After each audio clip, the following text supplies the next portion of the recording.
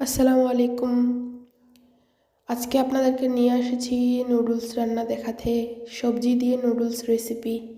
সবজিগুলোকে আগে কেটে ছোটো ছোটো করে নিব, তারপর নুডলসটাকে সিদ্ধ করব।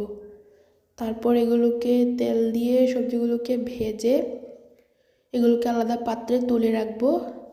তারপর এর মধ্যে ডিম দিব, লবণ দিব, দিয়ে ডিমটাকে ভেজে তারপর সবজিগুলো দিয়ে ভালোভাবে ভেজে নাড়াচাড়া করব।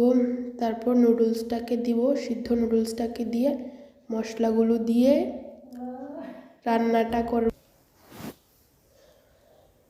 এখন এতে দিয়ে দেব গাজর, তারপর একটু লবণ, তারপর এগুলোকে নেড়ে ভেজে নিব।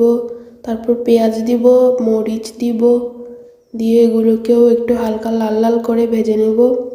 এরপর এতে দিয়ে দিব 2টা ডিম। আপনারা 2টা ডিম দিতে পারেন, আবার এখানে অনেকে মাংসও দিতে পারেন, এটা যার যার ইচ্ছা ও পছন্দ অনুযায়ী।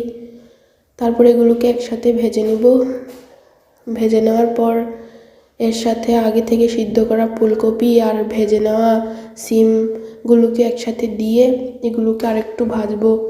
এখন আমি এর মধ্যে দিয়ে দিব সামান্য একটু মরিচের গুঁড়া। আপনারা ইচ্ছে হলে দিতে পারেন, না হলে নাও দিতে পারেন, আপনাদের স্বাদ মতো লবণ দিয়ে নেবেন। তারপর এগুলোকে নেড়ে মিশিয়ে নুডলসগুলো দিয়ে মশলাগুলো দিয়ে